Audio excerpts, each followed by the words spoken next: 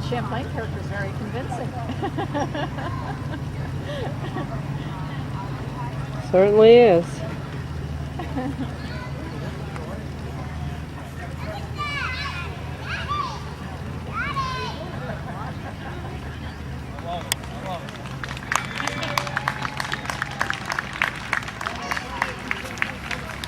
Okay, all right, we're going to get going. I'm just going to say a few things in the beginning to set the stage here, and then I'll just start asking some questions. And you guys feel free to participate.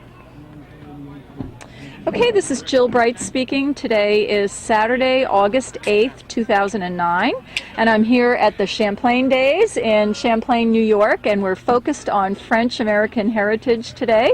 And sitting at the table in front of me is Mr. Orville Babby, who's sitting here with his two daughters to either side of him. And what are your names, ladies? Barbara Southwick. Barbara Southwick. Helen Hicks. Helen Hicks. And I would love to speak to you, Mr. Babby, about your life in this area and your connection to Quebec. So could you just tell me where you were born? And Born in Moors. you were born in Moors, into a French family? No. I wasn't born there. I was born where the dog catcher is. She's asking you. You were born in Moors, November. What? Tell her the date and all that. Oh, I was born November 14, 1916. 1916. And were there many children in your family? Well, there was nine of us. 9 of you. Okay. We were 13, but there was 4 died. Were you a Catholic family? Yeah, Yeah. And did you speak French at home? I did. Yes. Okay. So your first language was French. Uh-huh. My grandmother couldn't talk English. Ah. My mother's mother. So we had to learn French. My sister and I were the only two that learned French. And your grandmother lived with you? Yeah, And what was your home like? Was it a farm? yes. Farmed it all my life. That's where you stayed on and lived when you took over the farm? I was the only one. The rest all moved away. And what do you remember about your French relatives from your childhood? Do you remember food traditions, or what kind of food did you eat in your family? Did you eat things like meat pie? Oh yeah. Yep. Baked potatoes, pancakes. Homemade bread. Oh yeah. Homemade bread. Lots of homemade bread. Yeah. And was there a special recipe for meat pies that was kind of your family's specialty? No, the girls, my wife used to make the meat pie, but, Uh-huh. and they make it too. But Oh, really? So you ladies have taken over the tradition? Well, one thing he likes is best is sliders, if you know what that is. No, tell me. What is that? Go on, Helen. it's just like. Go ahead, Daddy. Go ahead, you. Well, you take milk and eggs, so much milk and so much eggs, and salt and pepper, and you beat that up. Then you add flour to it to thicken it up, but you can't have it like a pie crust. It's got to be sticky. And then you take flour and put it on your board, and you roll them out very thin, and in strips like this, and you put it in boiling beef or boiling chicken. He loves that. And is that a French specialty? Yes, it is. Oh, interesting. I've never heard that. Yes. And do you know other people who still make that? They used to make dumplings too. Oh, dumplings, yeah. And the dumplings you would serve with chicken? Oh yeah. Yeah. And Dad, what about your side pork and milk gravy and potatoes? That was another French. We had salt pork too of our own. Back then we used to make our own salt pork. Had a barrel in. And where you lived in Moors, were a lot of your neighbors French? Oh yeah.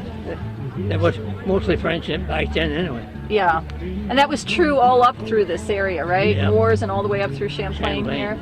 And Moors.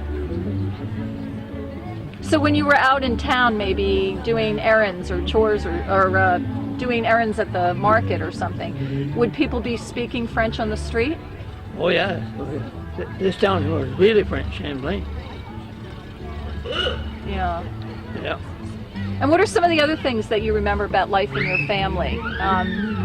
Maybe holiday celebrations, particular holiday celebrations? We celebrate 4th of July. We used to celebrate that at the border. The old Meridian was one place, and the other one was a tourist garden. The tourist garden had a whole sidewalk made of boards. We walk way up there. Really? You just go back and forth across that easily?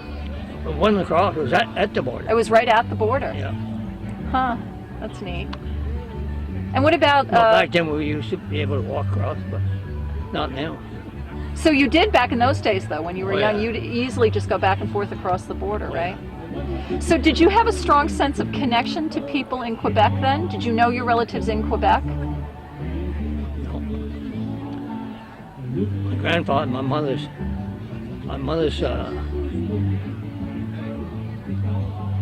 parents, they came from Canada.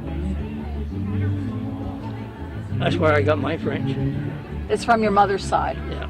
And your father was of a My different... father was French too. He was too? Oh yeah. Yeah. Okay, you got on both sides, yeah. A common story, I'm sure. My grandmother couldn't talk English on my mother's side. Uh-huh. My grandfather, he was a better man than me. He was married 4 times. Oh my. The last one got him. Oh, is that right? He was 88 though. Well, all right. So we had a pretty good run. Oh yeah. Yeah. Did you always want to take over the family farm? Was that what you wanted to do? At one time I would have, but they sold it, but they didn't want to sell it to me. Oh, I see. Uh-huh. But you stayed in Moores. No, most of my life Yeah, most of your life. was in Champlain. Oh, in Champlain. I'm sorry, I misunderstood what you were saying I was earlier. just born in Moores. You were born in Moores, but then you came to Champlain. And maybe I misunderstood. How did you make your living? Farming. Farming. Okay, outside of On Champlain. my own farm. Well, at first in Moores I worked for a farmer for 4 years. And I decided I better go on my own. A lot of people didn't think I'd make it. I made it. You did. Good for you. Good for you. Yeah, everything was by hand back then, you know. No electricity. Yeah. Was it cows? Dairy farmer? Yeah. Because up in this area, lots of folks also raised crops, right? Like potatoes and things like that. Yes. But you didn't get into that. No. Raise our own. But Now let's go back to the holidays for a minute. Did you make a big deal about New Year's Eve? Was that the big holiday in your family? stay up all night. Now, do you ladies remember any of that from your own childhoods? Did you continue to have big New Year's Eve celebrations in your childhoods? Yes. So what do you remember about that with your dad? Well, it would be at my parents' house, and they'd have people and would come invite people, and they'd come over, and they had dancing and everything by record player, and then we had a big lunch and just had a good old time. Mm-hmm. It used to be a kitchen house back then. Oh, fun. Every neighbors, they'd have it. Go from one to the other. Mm-hmm. And did that continue on up through all the years you two were growing up? I don't know. Well, yes, till I got married. So you got married? Yeah, because they used to have card games too. One week it would be at my parents' house. The following week would be at someone else's house. You know, we always. That's what we had. That's the way of time. Yeah. Playing cards, Mm-hmm. drinking homemade cider. Oh, that's nice. Did you have your own apples? No. Uh-huh. We picked, back then we used to pick a lot of, there used to be a lot of wild apricots. Well, that's fun. Did you make hard cider? Oh, yeah. That's good stuff. Hard cider. It's good. It ain't so good when you're sick. Yeah. You get sick on it. Yeah, you have to be careful in You how much think you you're going drink. to die. Yeah, you got to be careful how much you drink of that stuff. I know they still make that in Quebec. But she used to make wine too. Oh, yeah? Mrs. Sarah Baker in Perry's Mill used to make that as, and no, potato wine. Oh, really? Wow, I've never heard of that. I was going to a dance there. They had kitchen hops and neighbors there. So she gave me a drink in a pint jar. He said, it tasted good. I said, give me another one. I didn't last long at the party. No, I bet that got to you. I was sick on that, but I thought I'd die. I thought I was going to die. Yeah, Sick enough to die on wine, boy. It was a long time I couldn't drink wine. yeah. Lost the taste for it for a while. Tell her about when you were farming. You pick up milk with horses and a sleigh and all that crap. Well, they didn't have no road. They didn't plow the road back then. Back roads. Well, I hauled milk for 25 years. After that, when I got a big truck, you pick up one farmer and the other one, well, he wanted you to pick his up. First thing you know, I had 90 cans. 90 cans? Wow. Now, where was your farm in Champlain? On the Southwick Road, they call Southwick Road. Okay. And what did And you? I'm still there. It's still there. Oh, you're still there? Yes, he is. He Oh, lives good alone. for you. Yep. Good for you. Live alone. It's a Uh-huh. big house too, but Yeah. It's 21 years. My wife died. So you've been living there alone for 21 years. Yeah. Does Yeah. his own washing, still dry. Must be that good French stock. Good genes. Yeah. Hard to kill a freshman. And your grandfather lived, what, 97? Yeah. Oh, is that right? On my mother's side. Wow. And his father lived so old they had to shoot him. oh, God. Now, did you try to teach your children French when they were growing up, or were they not interested? No, they didn't teach us because they didn't want us to know what they were saying. I know around the holidays, That they was could the- talk French, saying. And that was their habit. They didn't want the kids to say what we were saying. She'd tell me in French, and they didn't know what the hell it was. So it's your own secret language there. Now, did you ladies grow up with a sense of French identity? Did you feel it, or was it kind of removed for you? I can understand it some when people talk, not all of it. Me too, just a little bit. Yeah. I mean, Had for it me in to school, talk but to about If you it. don't speak a lot often, you lose it. Yeah. Yeah. Oh, Which is yeah. what happens. She like me, now it bothers me. I get with a bunch of Frenchmen, then I can talk with them. It comes right out then, right? Yeah. Yeah, we should have Bernie over here. He could get chatting with you in French. But we did a program in Tupper Lake last year, and it was the same thing for a lot of the folks who came to the event in Tupper Lake. They don't speak French every day, but there was a lot of French spoken that day, so it was starting to come out of them. A lot of French people used to come to bingo. My wife and I sat right in here, and they were talking French, but they didn't know we could understand it. Oh, that's an advantage. Yeah. Did you have a family Bible in your family? Because I know a lot of French families passed down family Bibles. You don't remember that? Or a songbook? Do you remember having a songbook in your family? Just old records. Remember they had a big toilet with just round records like a beer glass there. Just slide on the shaft. I've never seen You've that. never seen that. No, no. I should have kept it. Uh-huh. Harold sold it. Your son. How many children did you have? 3 children two daughters and a son. and a son. Okay. My son died, he was only 36. Oh dear. That's sad. Massive heart attack. Oh, too bad. Yeah. Well, in terms of like family furniture or anything like that, were there things that got passed down through your family? If Pictures. Not, pictures? Oh, that's nice. So you have some photos of the old relatives. I mean, real old. They're tin pictures. Oh, They're, neat. I mean, the tin pictures are in. I got one in my living room there with a dog and a little girl. That's old. That's old. Yeah. When I bought the place, the woman I owned it, she left me that picture. I asked her to have that picture. She did. That's nice. I'm 71, so that picture's got to be old. Well, you must have good genes too, because I wouldn't have guessed you were anywhere near that old. Oh, yes, I am. I'm going to be 72 in October. Wow. That's great. You know, when I drive into these communities, because I'm an outsider, you know, I notice all the details that are very French, you know, like the fleur-de-lis I'll see on some of the houses, or some of the crosses I see that are very typically Quebecois.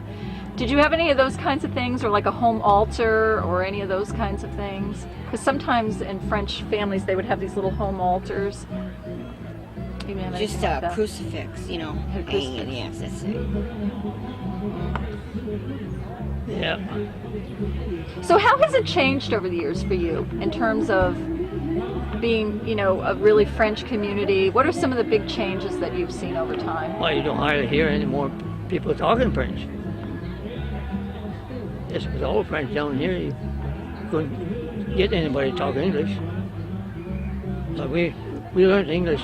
It's easier to learn English than French, for me. Oh, it was? Why? Of course, I learned mine when I was young then. Mm-hmm. We had to talk French. My grandmother didn't talk English.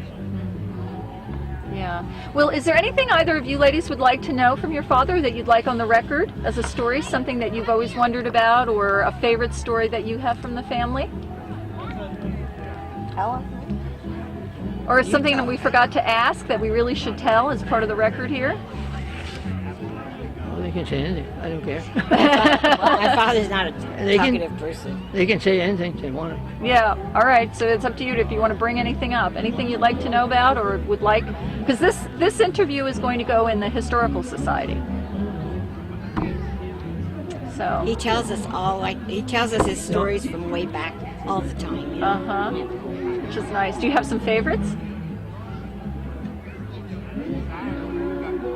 Don't you go on TV? I think I seen you on TV. I have been on television sometimes. There's a lot of good things. I mean, they're all good, really. Any that particularly relate to the French heritage of the family?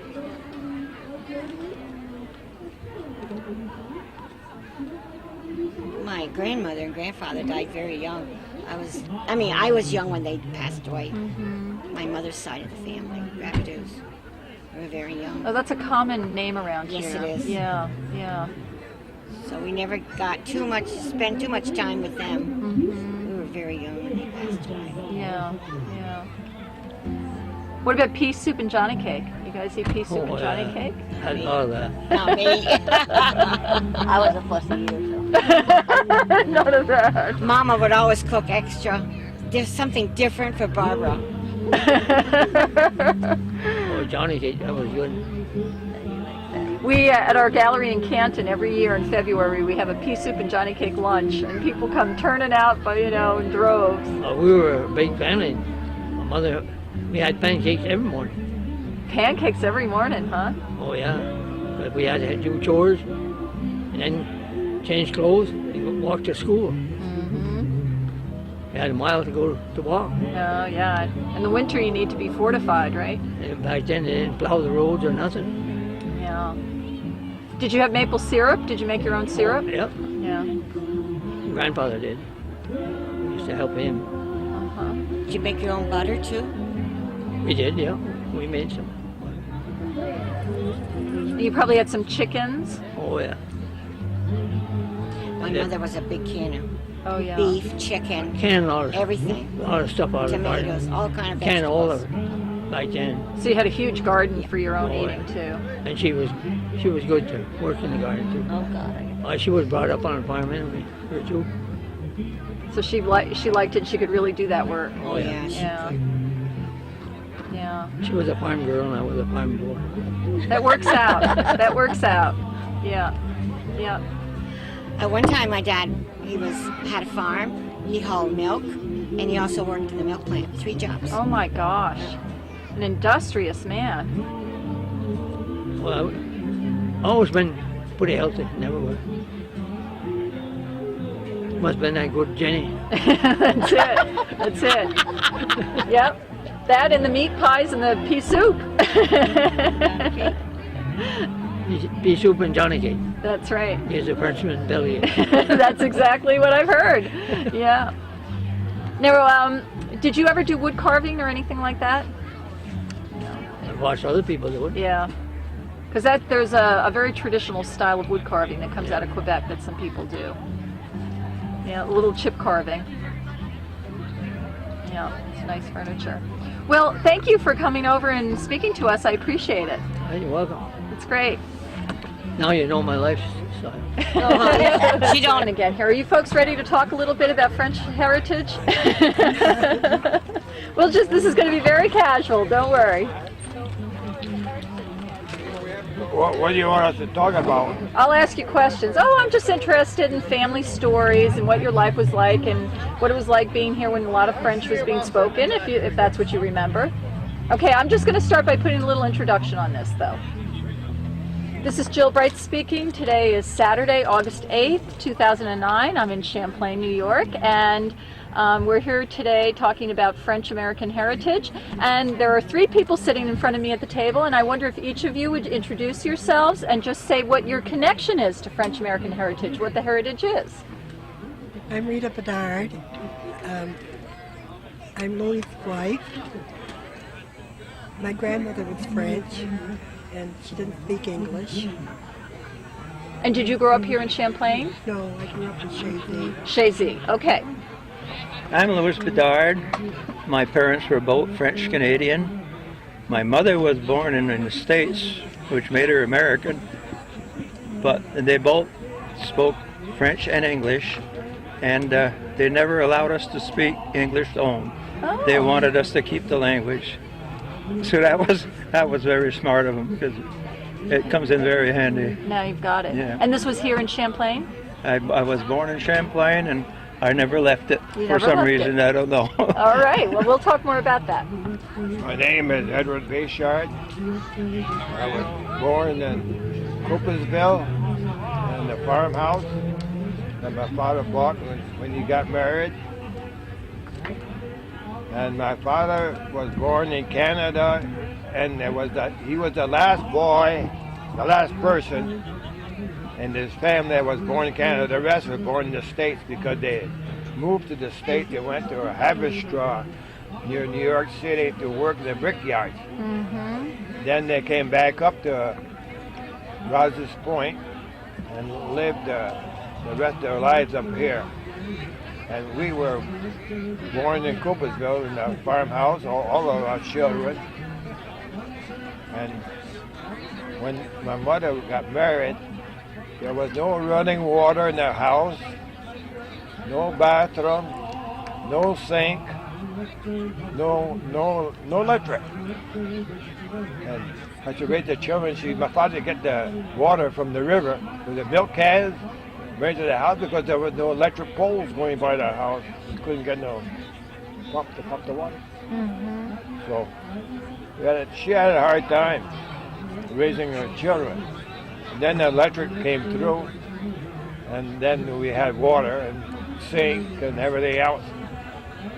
It made a big difference. And do you remember what year that would have been that the electricity came through I must there? have been. I'm 85 now. Yeah, I must have been about 7 years old when electric came through. Because I remember my father wanted to get a pole and put it up so the electric wires could come to the house. Uh-huh. Interesting. Well, do you want to start by telling us a little more about what you remember about the French aspect of your family? Maybe some of the things your family did, speaking the language, those kinds of things. My father and my mother, she didn't want to come and live in the States because she couldn't speak English. My father could speak English because he came across the border when he was small, and he went to a school over here in Kings Bay. Was it a parochial school? It was a tiny schoolhouse. Okay. And he could speak English. So my father told my mother, he said, where we live in Coopersville, he said, everybody speaks French. So he said, you won't have no problem. Which was true. You went to church, and there was not a word of English in the church. It was all French. And my mother never learned to speak English. She never had to. right? No, she tried. She didn't have to. She never learned. Was there more than one parish within that Cooper's Falls area? Were there more than one Catholic church? No, the Coopersville is just down the road here, about 4 miles. It's just a small town, a small village, and only one church. There was Father Larat. Their church was closed at one time, and Father Larat reopened it. He went around to the parishioners. He said, "Do you want us to open the church?" And the people said yes. So they reopened the church, and then that's where I made my first communion and was baptized in the church down there. So, and when my father came across from the border, he got married. Then my mother's brothers and sisters, when they got married, they came over here. My father was a hay dealer. He'd buy hay. In them days, hay was just like gasoline because you had to feed the horses, and like, so now today you feed your cars with gasoline. But them days you feed the horses. Did your father grow most of the hay that he sold, or did he buy it and resell it? He was there was a company from Michigan, Bunting, the name of the company was, and they came down and asked my father if he wanted to be a dealer. And my father says yes, and that's how I started. Then it kept going, and first thing you know, he had a big business going. Did your family come down from Quebec because they felt like there was more financial opportunity in the States? My grandfather came down from Canada because there was no work. And he went to a Haberstraw to work in the brickyards.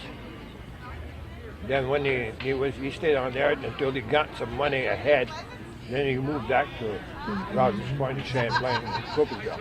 And in those days, the border would have been very fluid, right? Oh yeah, you could cross the border. There was no custom house there to talk about. The custom house was not near the border, way away from the border, so people would go by and wouldn't bother to report. All right, we're going to come back to that, but let me turn to you, sir, here in the middle. Tell me a little something about your own family coming down from Quebec and your ancestry. My father was born in Lacole, right across the border, and my mother was born in New York, but they were both from French-Canadian descendants. And as I say, they both, Dad spoke English better than Mother did, but they both did. And we were all brought up in French. I mean, I never spoke English at home because it wasn't allowed.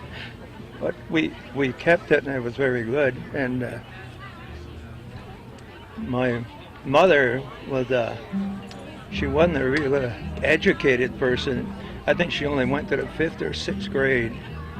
And her mother was very sick, and she had to stay home. But she had one advantage. The school teacher, at those days, a little small schoolhouse, the school teacher lived with them at home. So she learned more than she would at school. So she was quite educated. And my dad was, at those days, I guess they quit school anytime they wanted to, and I think he only had a fourth grade education. But he was a milk peddler. That's the way he started, and he was doing quite well as a milk peddler for Ross's Point, Champlain, for years. And we all grew up on the dairy farm. I mean, 7 or 8 years old, we were milking cows in the morning. So we kept pretty busy, kept out of mischief a lot. And as Eddie say, those days we didn't have water, running water. And, I remember drawing water for the cows, pails. And I think down the home they ran electricity in 1928, which was the first rural road in Champlain that was electricity. They wanted to connect to Canada, and apparently it never worked out. But the poles are still there so we got milking machines.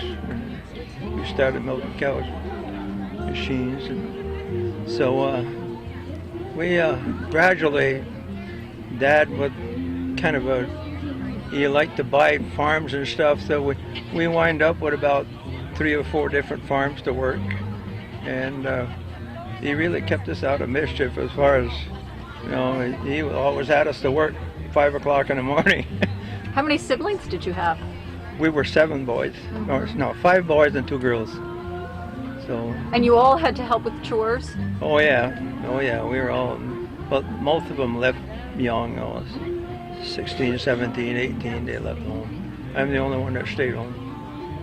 So I stayed home. I was a bachelor till I was 57, and then I met this lady.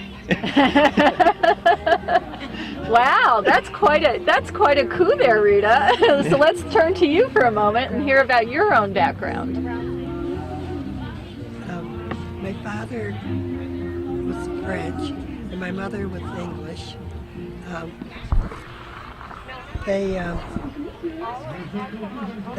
I was born in Chazy, but we moved to West Chazy with my grandmother. Her husband died, and so we moved into her house. And then when I was in 1st grade, we came back to Chazy. Now I think I was luckier than Eddie was because we had hot water and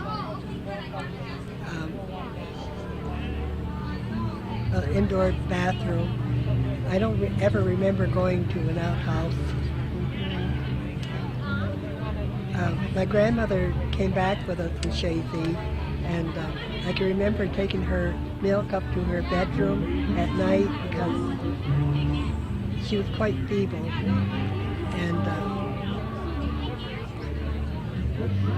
and she never spoke English. So did you learn to speak French growing up as a child then? I did then when she was living with us, but after she died, I didn't speak French anymore, and I lost it.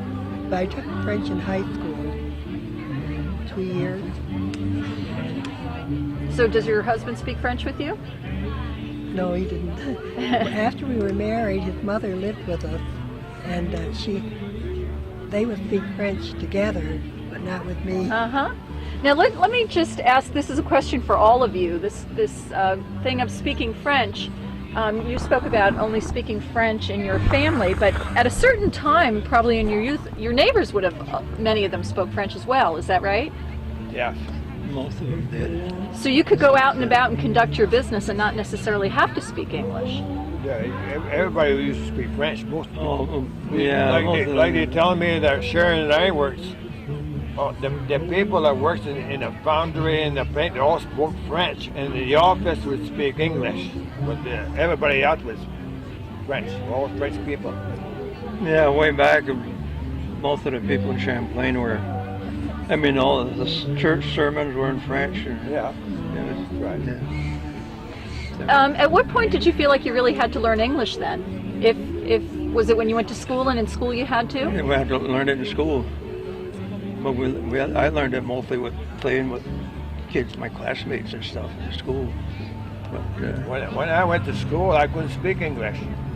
I was about 6 months in school, just sitting there and couldn't talk to the teacher, and I didn't know what they were talking about or anything. But then after a while, I learned it by that, but by just sitting there and listening. Because my mother couldn't teach me, my father wouldn't teach me. Right. So that's how they went. But they knew we'd learn it. Now, I'm interested in your parents' decision to make sure that you knew, because that doesn't always happen with groups. Sometimes the parents don't want their children to keep the native language because they feel like it's a disadvantage. So was this a real sense of French pride, or what was the motivation? I think my parents had just the idea that they figured that if we quit speaking French, that we'd lose it, and that they wanted us to keep it. Mm-hmm. Same thing. My mother, she never spoke English, so she didn't want us to. She wanted us to keep our French. She was afraid that we couldn't talk to her no more. Yeah. And of course, when you're children, you pick language up so easily that it's easy then to go back and forth. Yeah, that's right. She wouldn't. She wanted us to speak French. Like we learn all our prayers in French. I know my prayers. I never learned them in English. I can read them out in the book, the catechism or something like that, but I learned them in French because my mother taught me. I used to kneel down next to my mother, then she'd say the prayers, and I repeat it, and all in French. Well, you probably still could say those prayers. You gotta make sure God still understands French, though. It won't count. Did you ever get in trouble with anybody for speaking French? Were there ever teachers or anybody like that? No. Okay. No, never got in trouble. Now let's talk about some of the things that you maybe said or did in your family, like songs, for example. Did you have any songs that you sang in French in your families, or? Yeah, my folks would sing French once in a while. My father used to sing all kinds of songs in French. I thought I could sing a few of them, but I haven't practiced in that. Go ahead. I've forgotten. Most of them I forgot, but I used to sing along with my father in French, you know. Yeah. So but you don't practice, you lose it. So would it have been like the Lord's Prayer and things like that you would have said in French when you said your prayers at night? Oh yeah, Our Father. Can you remember? Could you say those in French now? Oh yeah. Would you? Notre Père qui est aux cieux, que votre nom soit sanctifié, que votre règne arrive, que votre volonté soit faite sur la terre comme au ciel. Donnez-nous aujourd'hui notre pain quotidien. Pardonnez-nous nos offenses comme nous pardonnons ceux qui nous ont offensés. Et ne laissez point succomber aux tentations, mais délivre-nous du mal, soit-il. I learned that a lot of times. But that doesn't happen in church anymore, does it? The services are all in English Not now. in French, they don't say Well, it. Well, if you go to Canada, probably they would, but not here. It's all English now. Father Brisson is the one that changed our church from French to English. He said the bishop wants us to speak English in church. And then he started talking English, and first thing you know, he used to say one mass in French, one mass in English. First thing you know, it was all English. No more French. And some, like my mother, she never spoke English. So. What about any puns or proverbs or plays on word, anything like that you learned as children? Do you remember any of that?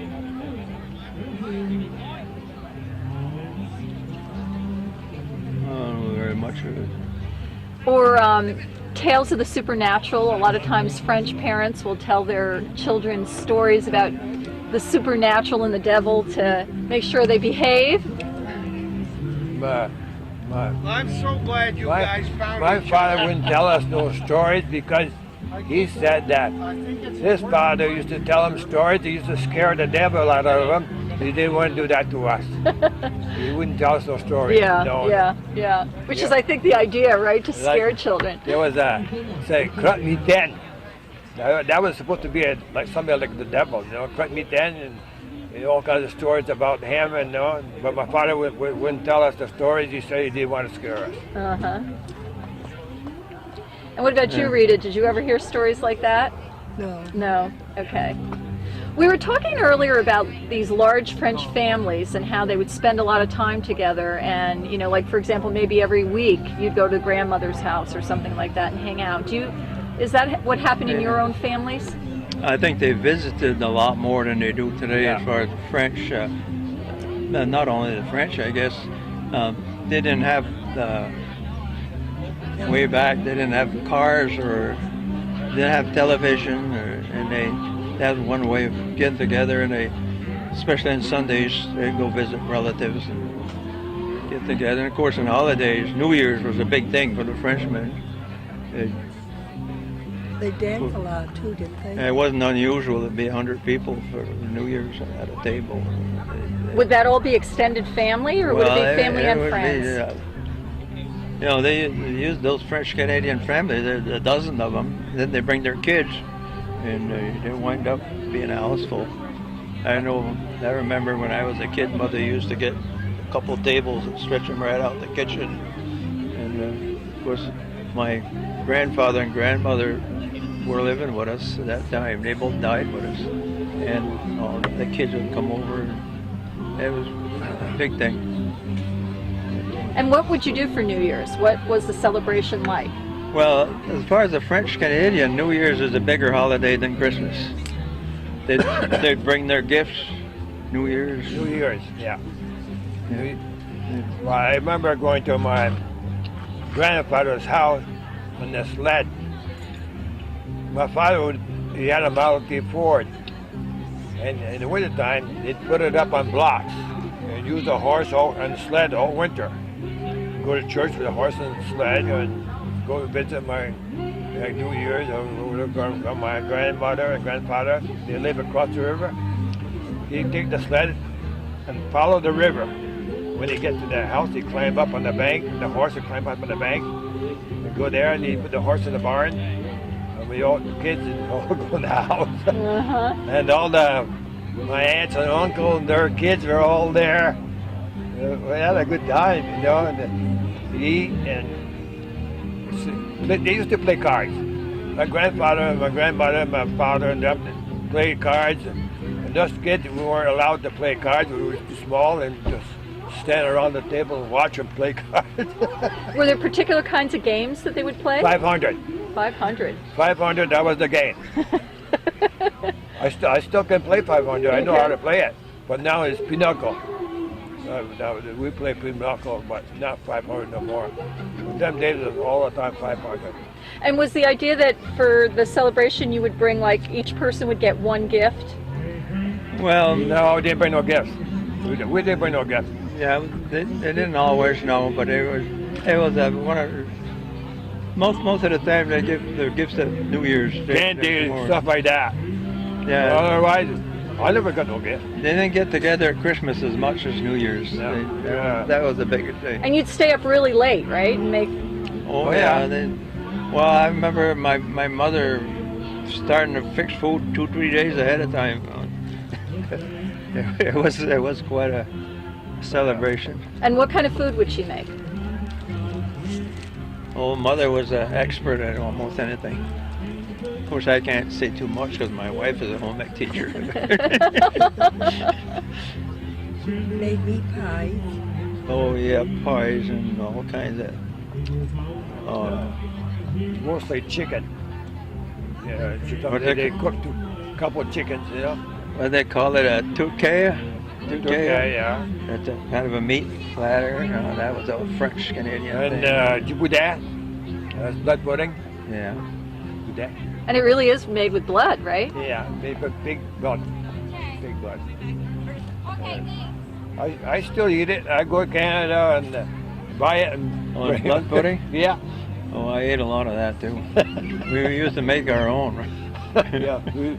We butcher a pig and catch the blood and then bring it to the house. My mother she put some fat in it, mix it with fat, and you take the intestines of the pig, not the one that the manure goes through it, the other part that feeds the animal. You take the intestine on that side. And you turn them inside out.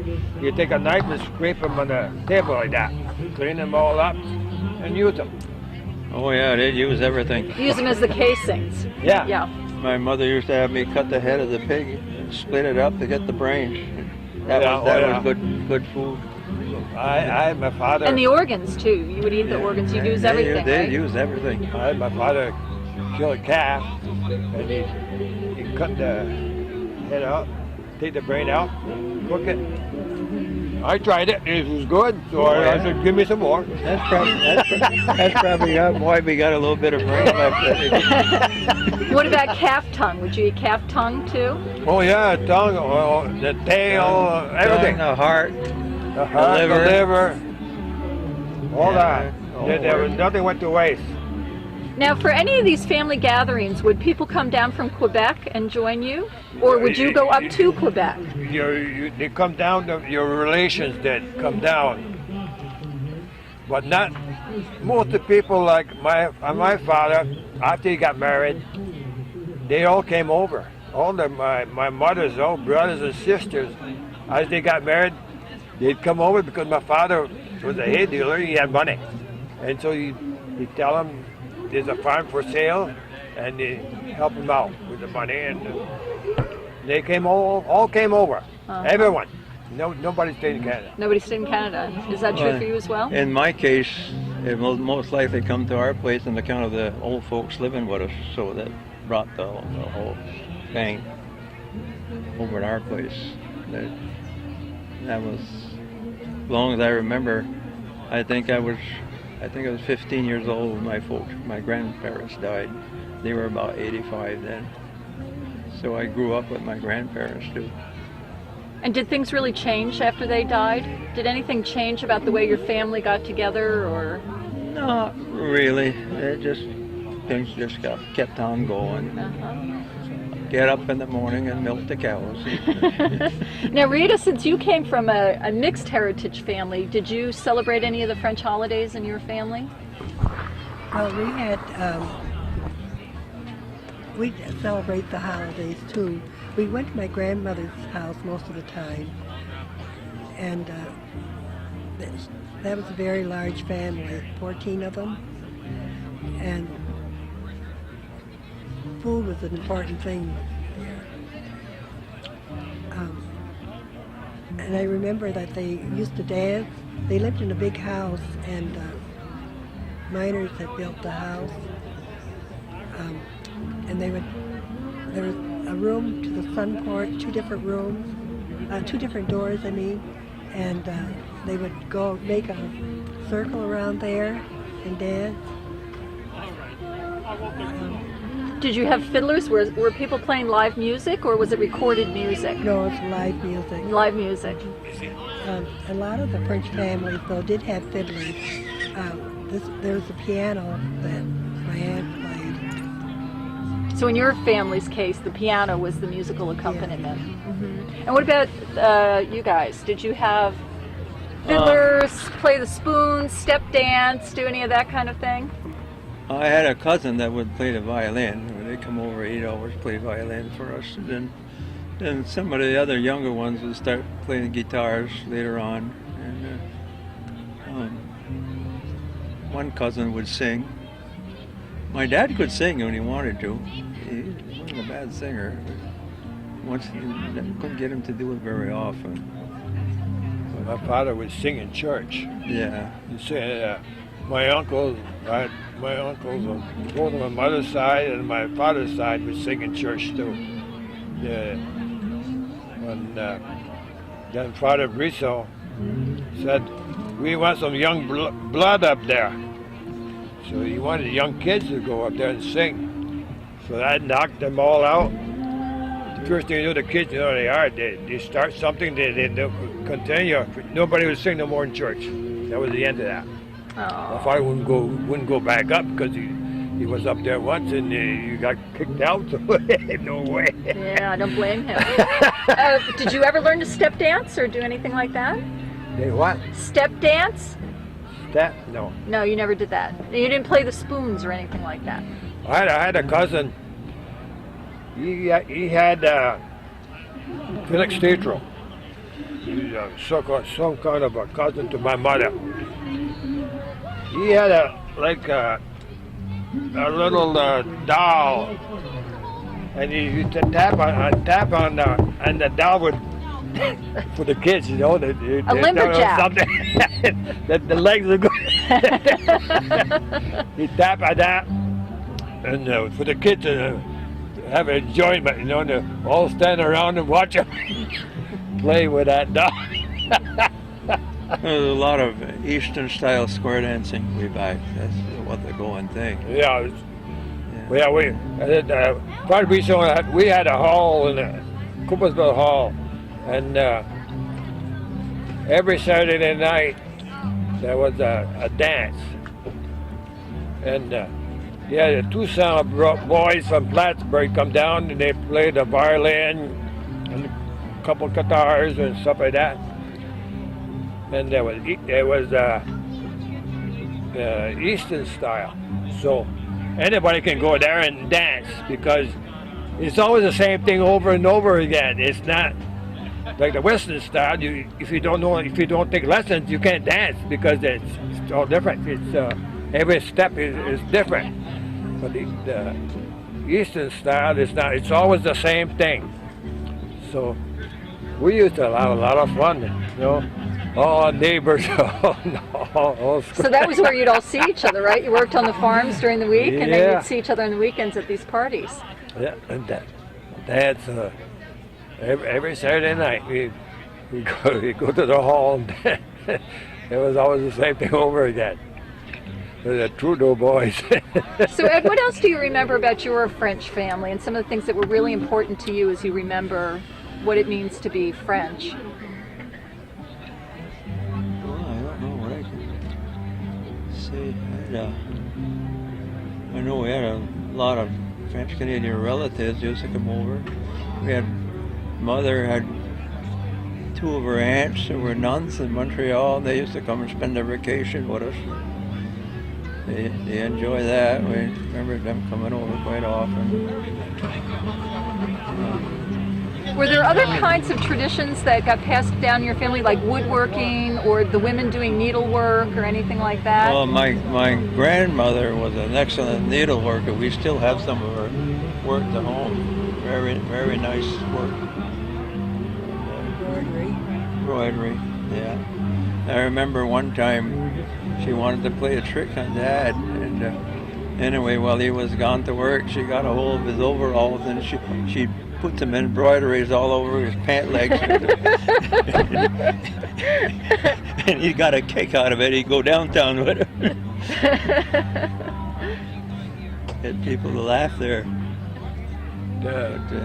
They used to make quilts, and all my aunts, they take turns. Like this year, like this lady would say, "It's my turn," and they make a quilt in her house. They all go there and quilt all together. Next year, it would be like my mother's house, and they would make a quilt for our house. You know? Oh, nice. So they'd rotate that way. There'd be about 4 or 5 women sitting on the table, and they all by hand. And then next year it was somebody else's house. Oh, I like that. And they make quilts for the beds. You know, my mother had a nice quilt on her bed, and us we had all the leavings. Right. Kids. That's right, all those kids. Rita, I wonder when you became a home ec teacher and you were in the school system here, you must have had a lot of students who were of French descent. And did that ever come up in your classes in terms of, you know, how the students identified or whether they were proud of the heritage or aware of their heritage or how it affected what they did? No, I taught in Altona, and I don't think that ever came up. Even in Altona, there probably were a lot of kids who had French surnames, right? Yes, there were. But they didn't speak it. Yeah. So by that time, the kids were pretty far removed from it. Now, one of the things that none of you have mentioned yet is poutine. Did you eat poutine in your families? Poutine. Yeah? Oh yeah. Do you still? No, we don't do that no more. Now, is this your wife over here? Yeah. Are you French as well? No. Okay. Well, I'll encourage you to weigh in, though, if you'd like, about anything we're not saying here. Now, what makes a good poutine? Because I've heard different reports it was of like this. a bread thing. It's cooked when you meal when you it could be it's like suppose you cook a chicken and you put that in there and cook with the bread. It's like a bread. It's cooked Yeah, with it was mostly bread if I remember right. It's cooked with the rest of the meal, so it tastes good when you cook with the chicken. You know, chicken always tastes good. Mm-hmm. Yeah. Mm-hmm. And what about cheese curd? Did you have any cheese curd? Because if you stop at those little stands now in Canada, they have these poutine with cheese curd. That wasn't how you had it. I remember my mother making butter, but not cheese. She used you could buy it though. Yeah, you could buy it, but she wouldn't make butter. She used to. She had a big wooden thing there, and she used to stir that around, take the water out of the butter, the buttermilk. know, they would stir it, and first thing you know, then you got to have a mold to put it in the block. They didn't need a book to do it either. No. And then to keep it, you put it in the well. They had no refrigerator. You had a pail going down the well, and they put the butter in there, or the meat, or whatever you had. You bring it as far as the water, and you leave it there. And when you wanted some, you just crank up the chain on the well there, and you bring it back up. My mother used to send me out and go get me such a piece and bring it to the house and cook it and eat it. You were also self-sufficient in those days, right? Yeah. I remember cranking that thing, bringing up milk cans out of the well. Same thing, milk cans the same way. No milk coolers in. No cooler. Let the milk down in the well, You put it, had a crank, pull the pans up. Go ahead. we used to put 3 milk cans of milk in the well for in the morning. The milk truck would come by, and you used to crank them back up and then put them in the milk truck, and then bring it to Sheffield Milk Station up in Champlain. Sheffield Milk Station. Yeah. So we've been talking a lot in this part of New York. People farmed, but did any of you have relatives who went down to the lumber camps in the Adirondacks? Did you have any loggers in your family? None of our family. So it's interesting. It seems like people either came down to farm or they came down to log, and there wasn't a lot of overlap between the two. Most in this area, they came down to farm. They bought farms and that's in the dairy. Both of them went in the dairy business. And a 20 cow herd was a big herd those days. Yeah. Well, because you had to milk them by hand. I remember we used to, my brother and I and my father used to milk the cows all by hand. Yeah, and it took 4 cows to get the milk you get out of one today.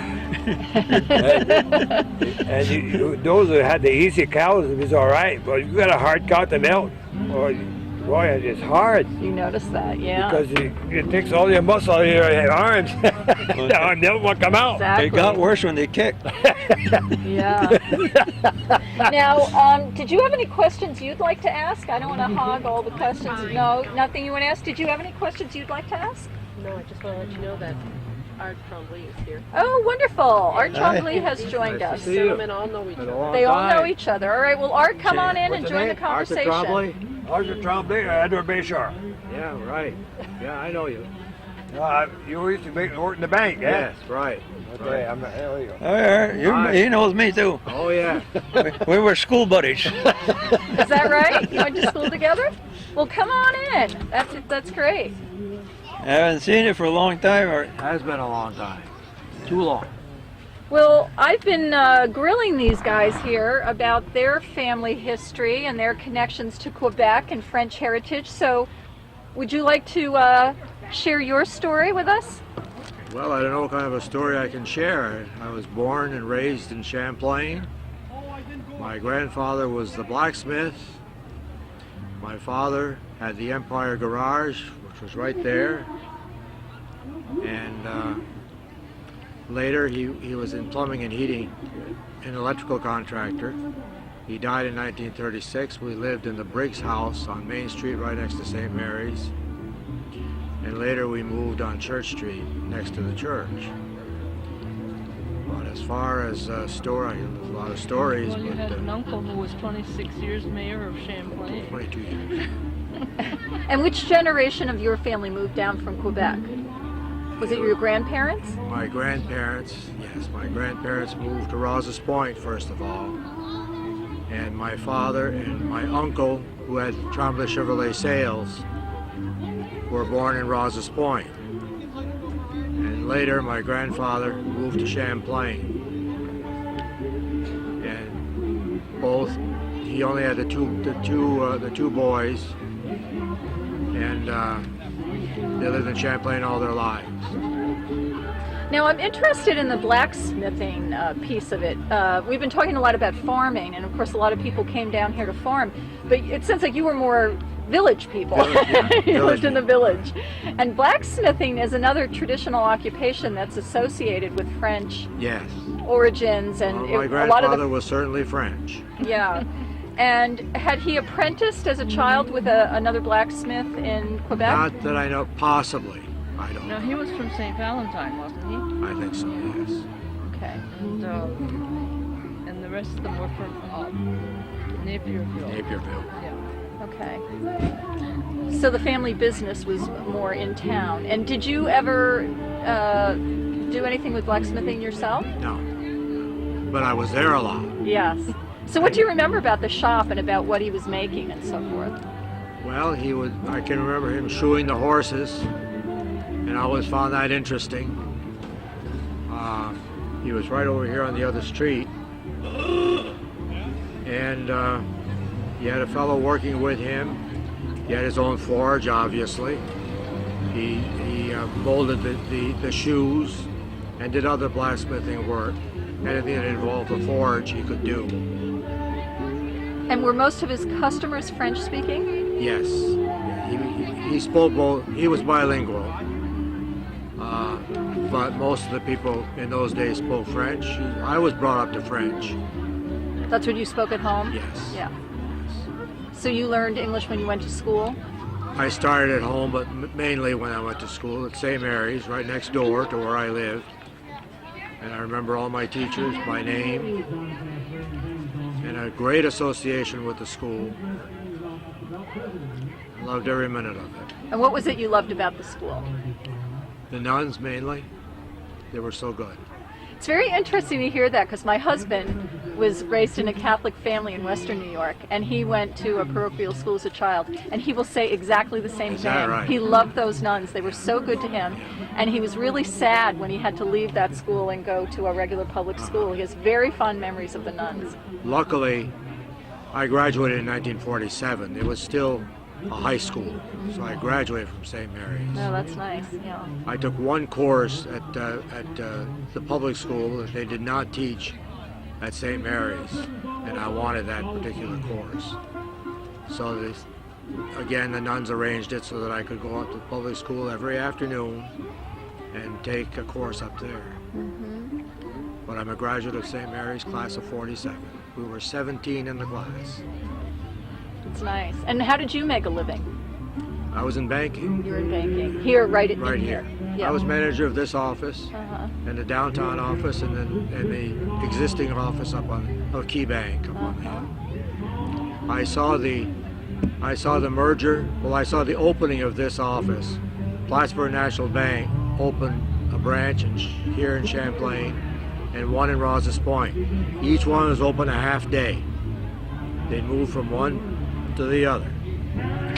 And then a year or so later, they opened them both full days. That was a little before my time. Well, actually, I didn't work there at the time. Or I should say, I worked for my uncle. I was parts manager of the garage. Then I worked for the post office for 3 or 4 years. Then I switched over to banking. And I started in Rouse's Point. And that's why we ended up living in Rouse's Point. So, since you're all sitting here together at the table and you've all lived in this area for a long time, I wonder if I could just open it up to ask you to talk about the kinds of changes you've seen over the course of your life in this community, both in terms of it going from a French-speaking to an English-speaking community. I know we talked a little earlier about the priest at the church who pushed you towards English, but that's happened in the larger community. So I'm interested in that, and just other changes that you have seen in this community over your life. What are some of the things that really strike you? Well, Champlain, the village of Champlain, unfortunately, has deteriorated to almost nothing, as you can see. It was a beautiful community, lined with trees, large oak trees all up and down the street. Every store was occupied. I can name all the places all the business places in town. Well, that's because our two families Well, at different times. well between the two of us, if we start up on the hill with Tremblay Chevrolet Sales, right through down here and up to Perry's Mills with the Kaufmans and their store in the mill up there, it's per family. My uncles owned both hotels, and her uncle owned one of them. And we should introduce you, because you haven't been introduced yet. No, You're referring to your wife over My here. wife. I'm Mary Ann Tremblay. My maiden name was Penfield. Right. And but some of my people came from Perry's Mills, and my grandfather Penfield and his wife was a Kaufman. And, they moved to Rouse's Point, and oh, I loved it up there. That was the nicest little place. That's everything has changed. Well, there was flooding, and people have a hard time getting over a flood, you know. And a lot of things that the trees all went, and that was bad. Yeah, they just died of old age, you mean? Yeah, well, sort of. And a lot of flooding. But my grandfather, my mother was Mary Falcon, and the old drugstore, it was my grandfather's store, Henry Falcon. And all the way down the street, the dry goods place that belonged to the little Fountains, and then it went to the that was his Trepanier. family, and the Trepaniers Right. bought into it, and they was my mother's great aunt. And then after that, Kenneth Kaufman bought it, and he was cousin of mine. So I mean, this is how everything went along Main Street for us. Well, you know, I'm just looking across the river, and that wall that you see right across there was my uncle's aunt and uncle's property. They had a dance hall there. You must remember that. Is that where those dances were that you were talking about earlier? No, the dance I'm talking about is in Coopersville. Oh, Coopersville, that's Oh. right. It's Yeah, yeah, yeah. 4 Yeah. miles down the Yes. road Those from were there. barn dances, That weren't burned. they? That Yeah. burned. They were fun for. They had the straw on the floor. Those were nice. Oh, they had. I don't remember these. I don't remember the exact year. I know that I was in 8th grade. I could figure it back when that burned. And that was the start. That took that building and the next building next to it, which was the LaFountain Sisters beauty shop. You must remember that. Yeah. So floods and fires really had an effect on what Okay. happened here too. Fire. All small communities seem to encounter that type. Yeah. Now that the gray building that you see there was the American Hotel. At one time that burned, but not totally, and it was rebuilt into an apartment building. That was her aunt and uncle's place. And then my aunt and uncle, after their place burned here, bought that place, and they had the hotel there for a number of years. And my other uncle owned the Champlain Hotel. And the mirror, have you been into the museum? I haven't been yet, no. Well, there's a large mirror there, which hung in the Champlain Hotel Tavern. Some of the papers on the back of it were newspapers dated 1916, so it's earlier than that. And it hung there for over 40 years. And I donated it to the museum. Nice. And on it are four advertisements. One is H.W. Falcon Drugstore. Another is a Broder Hardware, which was right over there, the building, the 3-story building that you can see. Another was, who was the undertaker? Not Start the- with G. I don't Do you remember the Undertaker? Who the Undertaker was? That's going way, that's before, probably even before your time. Now listen to this. And then the fourth one was the Empire Garage, which was my father. So I acquired the mirror, and it's at Celine's now. Uh-huh. So how about you folks down here? We've talked about floods, we've talked about fires. What else do you see as some of the things that have changed the way this community is? Well, I remember when I was a kid, you're talking about Catholic schools, the buses would not pick us up No. because we weren't going to public school. That's right. I remember, So kids stayed right here as opposed to being bussed out. well, we had to be Yeah, taken to school from our parents had to take Okay. us to school. And of course, back in the 30s, money was tight. So I remember Dad had a deal coming with the neighbor. They each had a car. Dad had a 1931 Buick, I think, and the neighbor had a Chevy. And in order to save the trip, we would load the milk cans in the back take the back seat off the car, load the milk cans from both places in the back of the car, and then both family kids would climb on top of the milk cans, and they'd have one trip.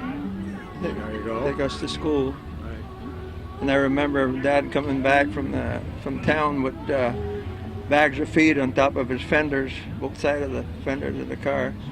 So they figured everything else just to make one trip or whatever.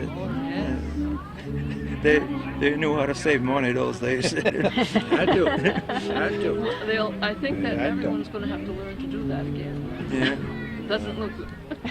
Yeah. Groceries, they'd take a few dozen eggs and exchange it for groceries that they yeah. in the store. Yeah. Everybody had a big garden. They'd get all their potatoes and everything for the winter, that's right. can everything up. Yeah, they knew how to do without money. Yes, they did, and had a good time just the same, though. Yeah. And the families got along well. It's Yeah. nice. Had a little wood lot, and they go out get the wood for the winter. And they won't have to buy much. They just Yeah, if you went to the store, it'd be once a month, or it'd be in 2 months you go to the store. Because when you went to the store, they'd buy 100 pounds of flour, 100 pounds of salt, all in big bags.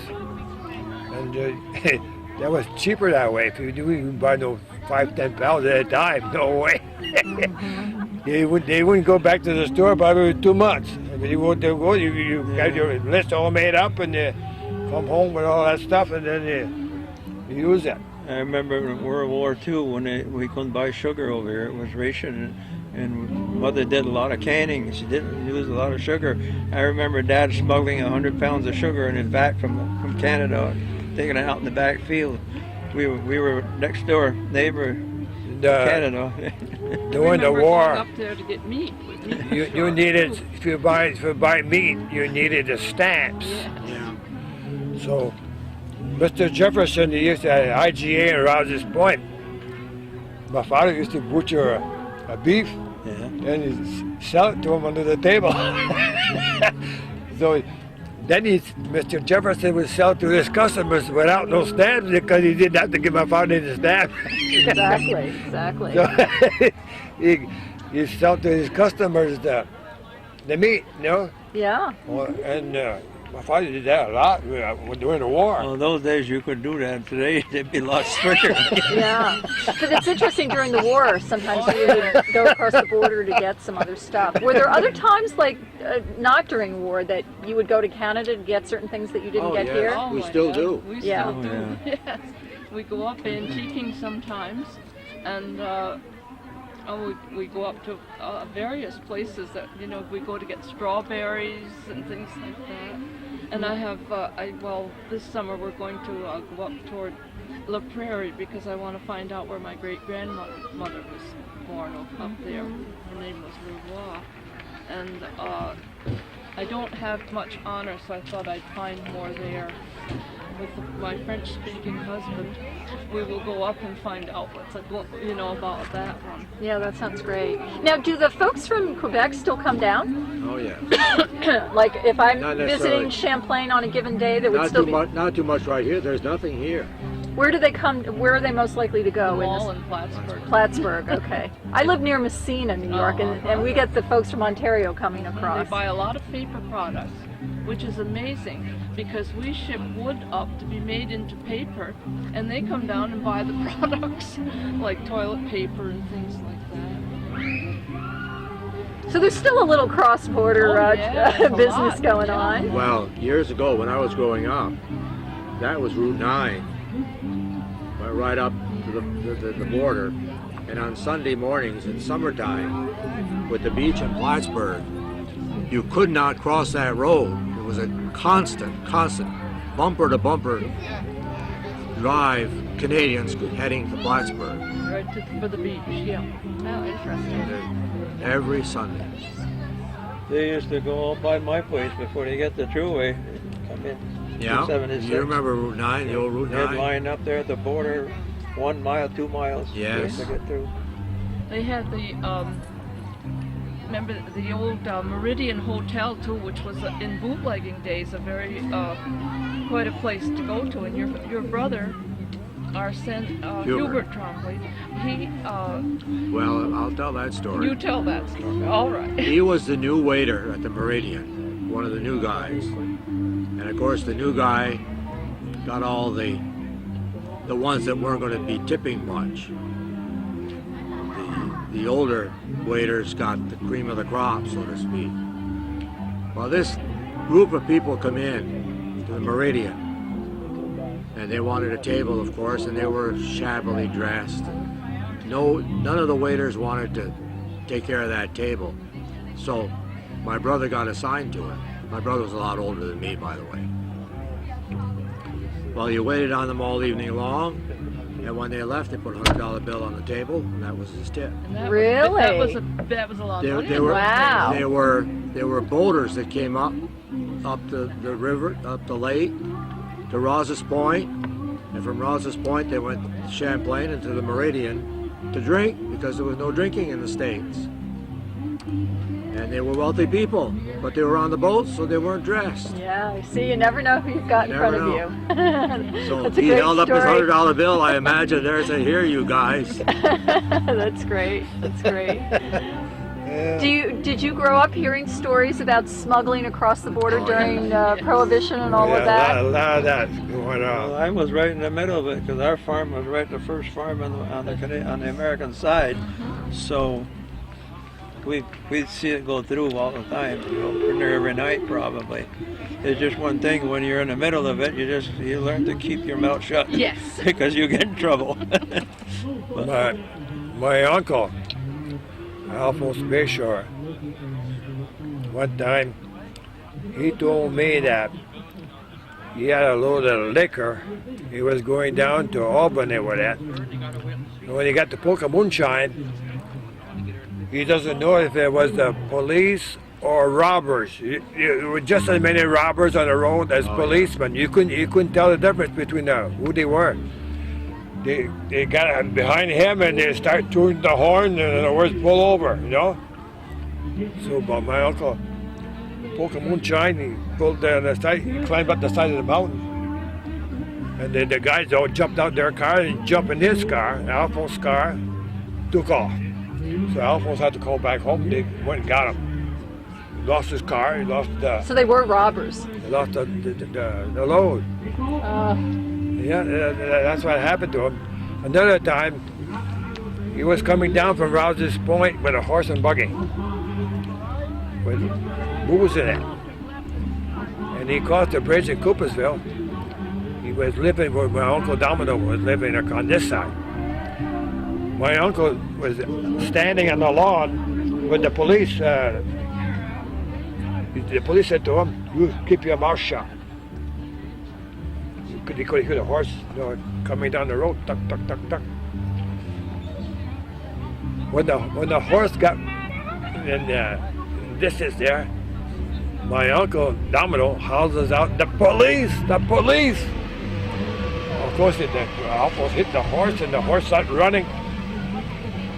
And one of the police ran behind the buggy, grabbed hold of the buggy, and the top fell over backwards, and he fell right on the floor. He gets up with bang, bang, bang, bang, but never hit him. The bullet right through the back of the seat of the buggy. And they went down the road to a couple neighbors, and he pulled in the yard. Then he was strapped because there was a gate there. They couldn't open the gate. And the police were jumping in their car and they ran after him. And he got off the buggy and ran in the field. And the police took the horse and the liquor, but left the buggy there. So they went back there and took the buggy, went and hid it way out in the field. So they saved the buggy, but they lost the load and the horse. They were unlucky in this task, I have to say. That's what happened. That was to my Uncle Alphonse. He told the story to me. Another time he said, somebody said to him, "Do you want to make a load tonight?" They didn't tell him what it was. He says, "Yes." So they said, "Go to a certain spot." So he went. And when there was a man waiting for him there, He said, "You ready?" He says, "Yes." He lets out a yell.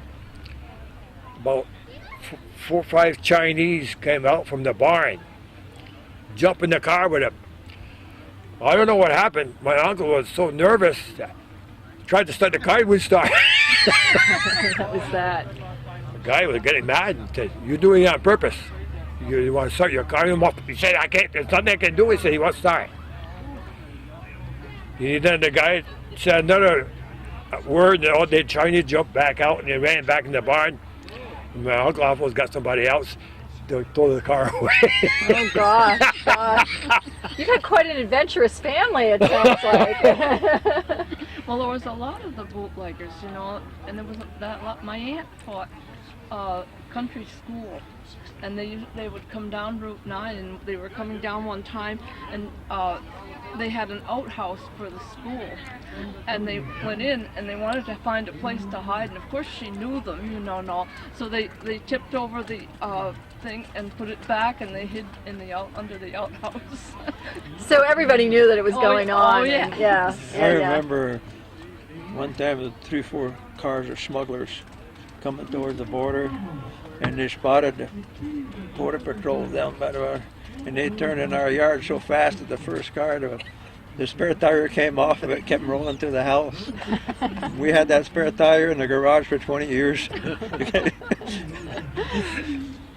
My father tried that.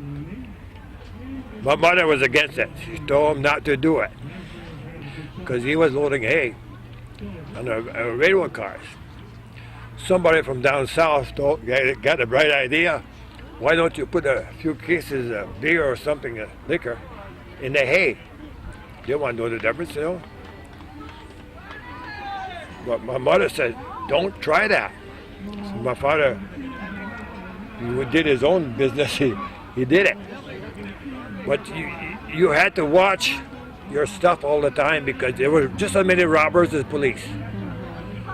So my father would stay at night near the railroad track, watching the railroad cars to see if somebody's going to steal or not.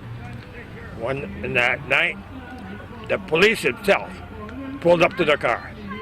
So my father see that, he ran back home. It was, because in Coopersville, the railroad track was just a little ways from our house, and the siding was there for them to load up the cars. So they started unloading the hay in the car, and sure enough, they found the liquor. So when the morning come, the police could see my father's track through the dew in the grass from the railroad car right up to the house. So they got a search warrant, but for the come search the house. My father had hid the liquor in the stairwell of the house, but he had told that it was in the cellar first. He told my sisters to take it out and put it in the stairwell. So they did. But the police went there and searched the house. My father thinks they opened the door and pulled one case in the house and closed the door.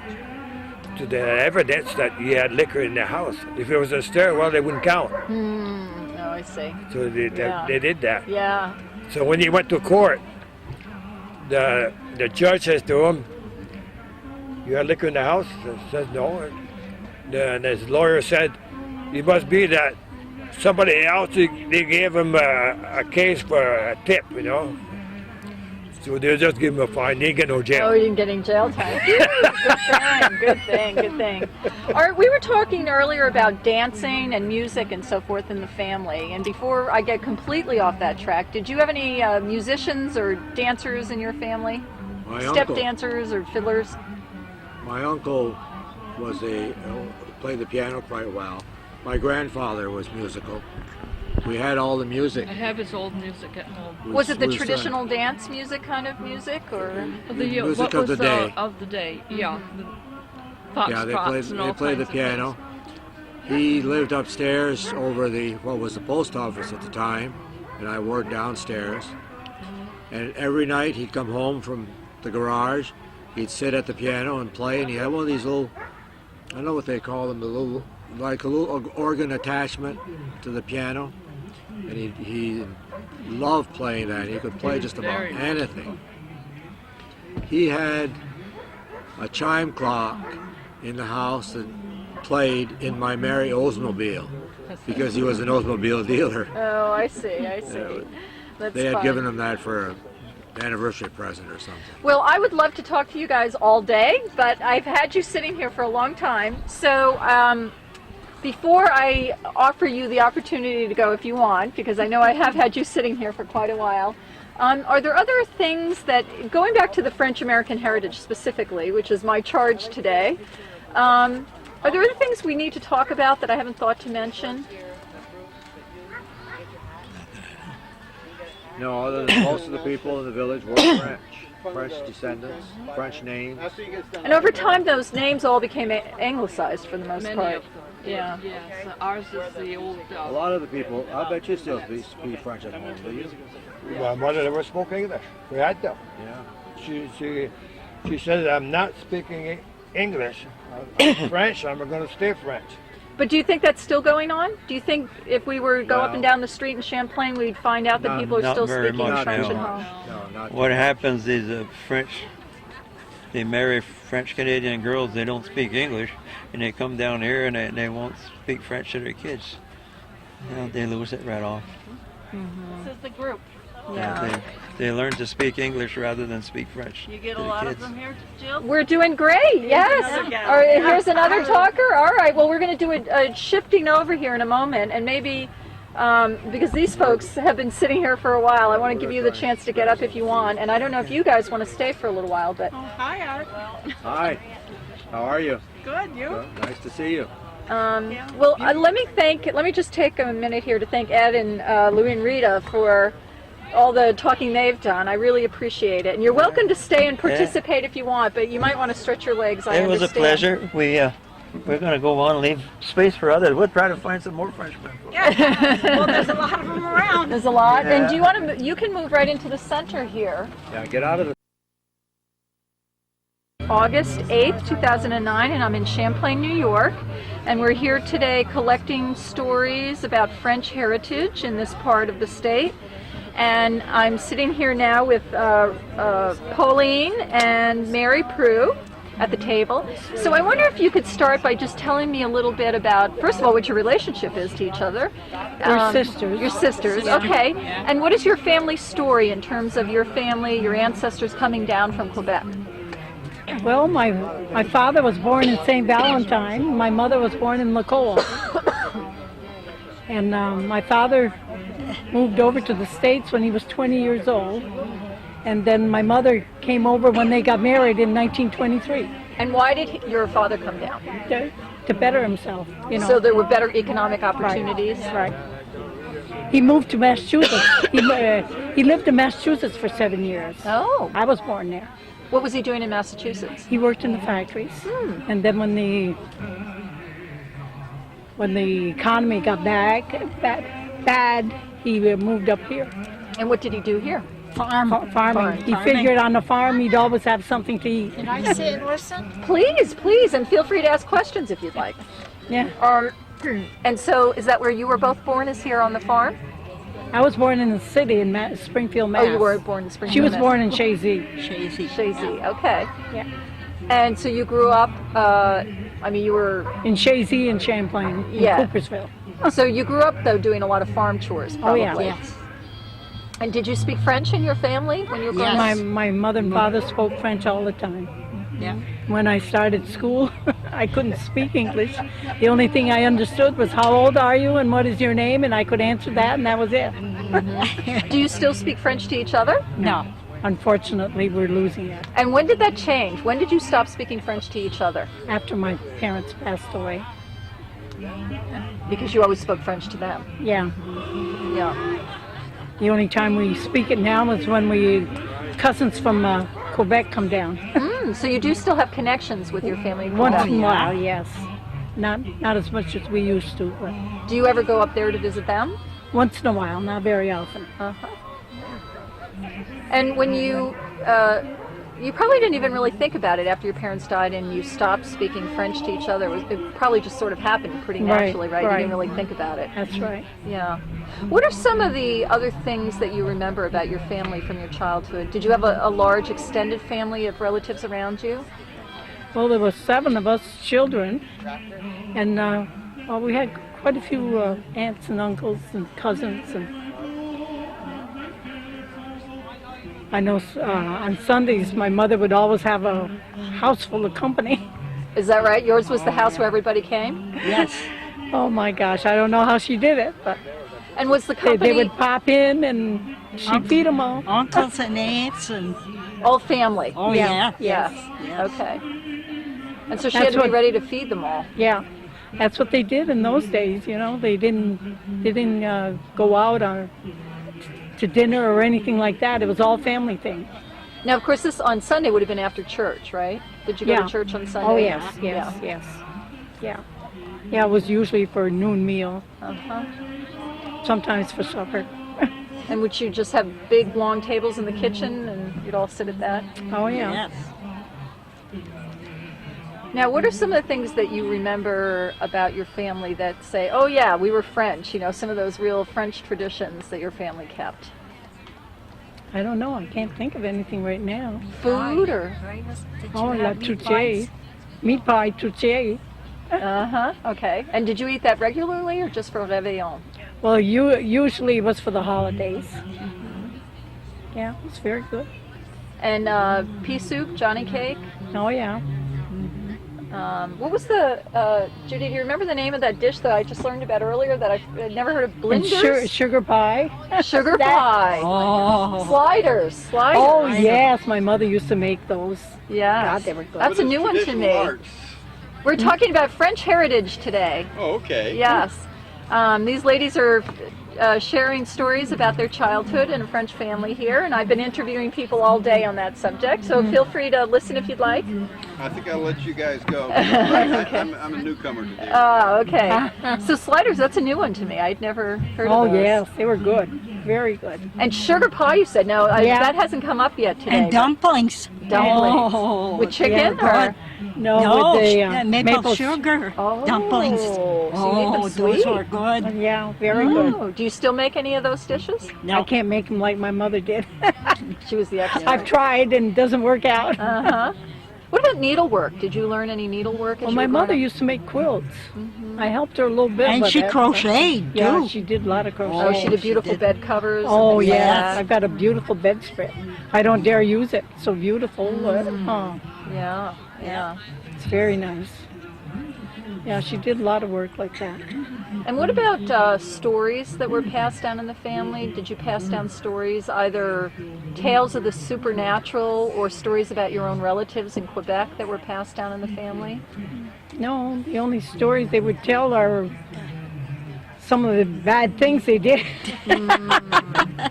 When my uncles would get together, boy, there was quite a few good stories. Uh-huh. Yeah, I bet they were fun to listen to, Yes, right? yes. Uh-huh. Now, that would be mischief, like parties and things like that? Yes. Now, some of the folks who were talking to me earlier were talking about weekly dances that people would go to, like Saturday night dances or kitchen hops. Did you do any of that kind of thing in your family? No, they didn't do too much. They did card playing. They used to play cards a lot. Oh, and what kind of cards did they play? 500, and there was another kind. I don't remember what. Uh-huh. Canasta, too. Yeah, Oh, yeah. canasta, They used to play different kinds of cards. They liked that. Uh-huh. In fact, some of the relatives from Massachusetts would come down just to play cards. Really? Oh, I love that. They'd come for the weekend and to play cards. Now, one of the things I asked earlier is whether or not any of the folks here who grew up on farms had relatives who were in logging in the mountains. No. And that's interesting to me because it appears that it really was two different streams of people because, you know, for example, in Tupper Lake, there's a very strong French presence in Tupper Yeah. Lake. Folks who came down and Right. traveled through the lumber camps. But it appears that the people who chose farming are not the same families that chose lumbering. The, Yeah, so you didn't know much about No, that growing no. up or hear anything about that. none at all. Yeah. Now, one of the things that people think about, those of us who study culture, when we think about the influence of the French in the valley, part of it is architecture. And one of the things that the French brought down is like red roofs and things like that. Did your farmhouse have any of those kinds of, you never red roof, or did you have neighbors who did that, or built houses that had the roofs that sloped like this? No, we didn't.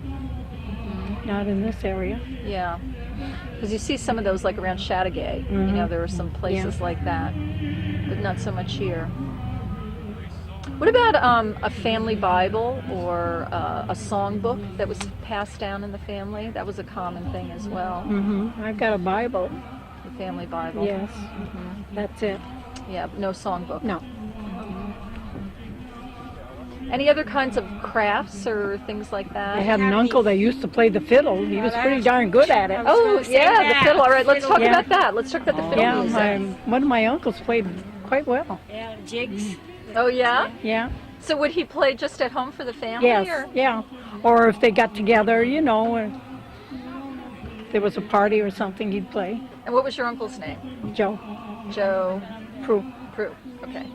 And did he also play? He was from St. Valentine at the time.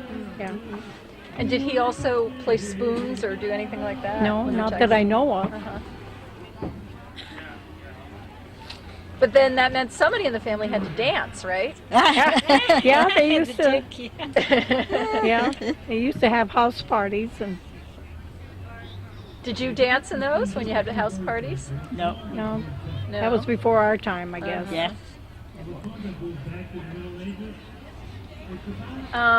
Let's see, we've talked about food. What about holidays? How did you celebrate holidays? Well, we celebrated Christmas like everybody else. Santa Claus would come, and you know. And did you do a big New Year's celebration?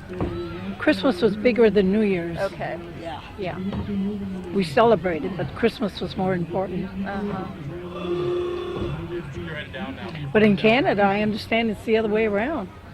Well, a lot of the folks who came today talked about New Year's being Because more I important in know their my families. cousins in Canada would talk about it, and for them, New Year's was bigger than Christmas. Yeah, the Réveillon, staying up Yeah, for midnight yeah. mass and all of that. Yeah. So it sounds like your family didn't necessarily feel very strongly that they had to keep this French identity going forward, or am I wrong about that? No, I don't think so. They wanted to adopt their new country, you know. Yeah.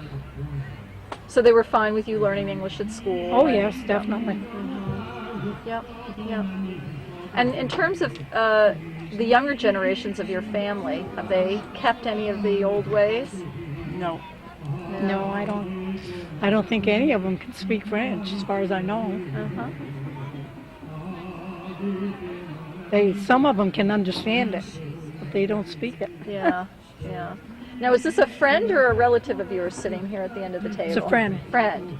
And did you grow up in this area as well? Morris Forks. Morris Forks, yeah.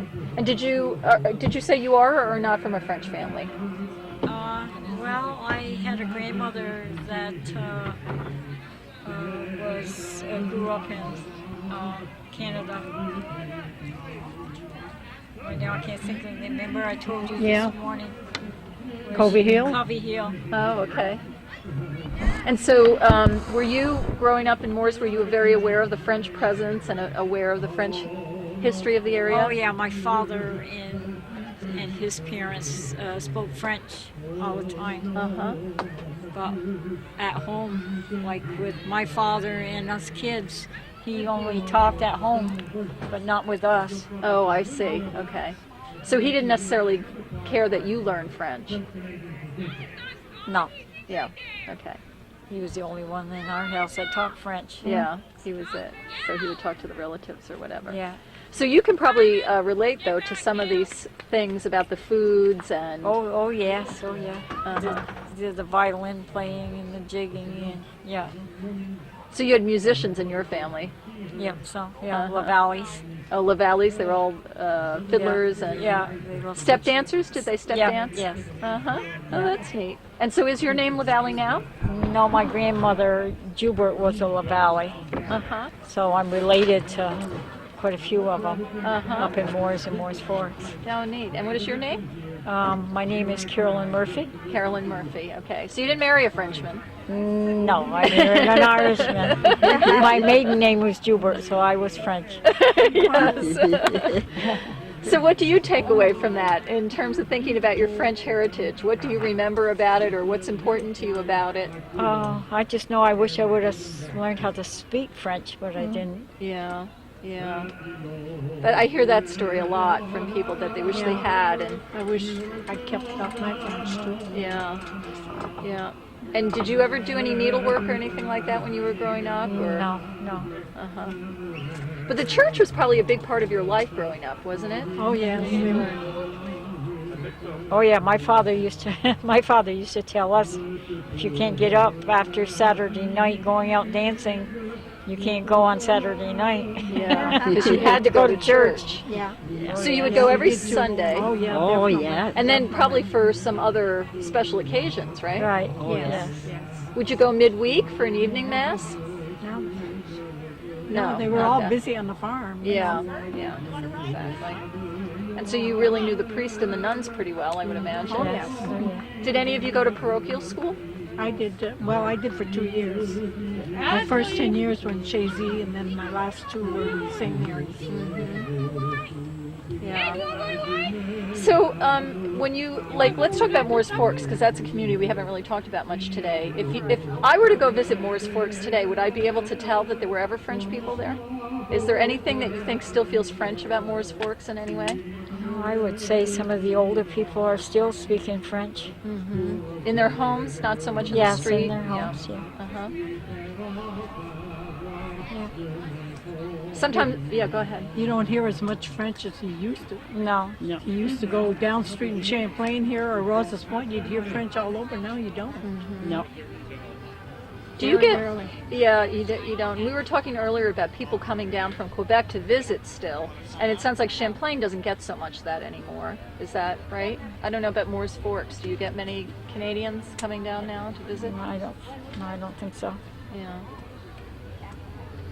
Well, it's interesting that the architecture piece doesn't seem as big a deal to the folks who live here, because driving through it, somebody was building those houses, with the red roofs and the sloped and the fleur de lis. There's a house that I drive past that has a little fleur de lis trim on it. Oh, really? That kind of stuff, yeah.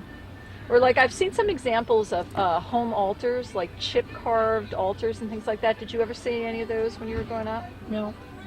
Yeah. Okay. Anything you'd like to know about, Judy? Any questions you have? Did you have any questions you want to ask or anything you want to say? Just resting? Okay. All right. Well, thank you.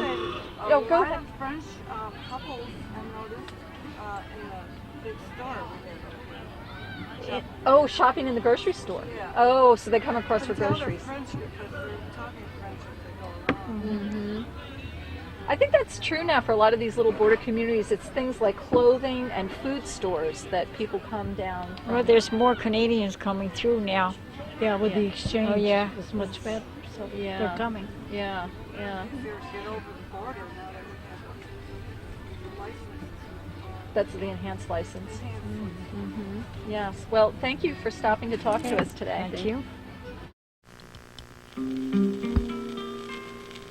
Every day at eventide, when the sun begins to hide, memories bring me to your side. We can dream at eventide, down a rustic little lane, walking, talking in old Champlain, where you gave your heart to me, where you gave your heart so free, and the bells of Saint Marie kept a-ringing, sent their blessing through the lane, down Lover's Lane, in old Champlain. Let's return once again. I recall the rose you gave me, the rose that you wore near your heart,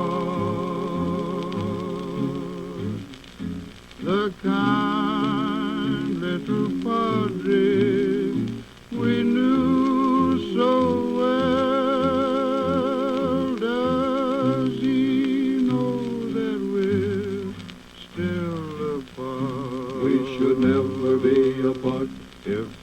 prayer came through tonight, if a prayer came through tonight, I'd be there with you tonight, I'd be there with you tonight, down a rustic little lane, when we walked down Lover's Lane, in old Champlain.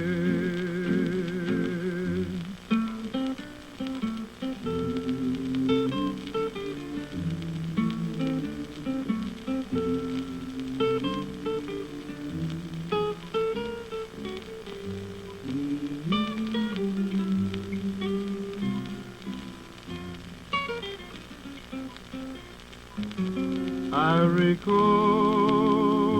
the rose you gave me, the rose that you wore near your heart, the kind little padre we knew so well.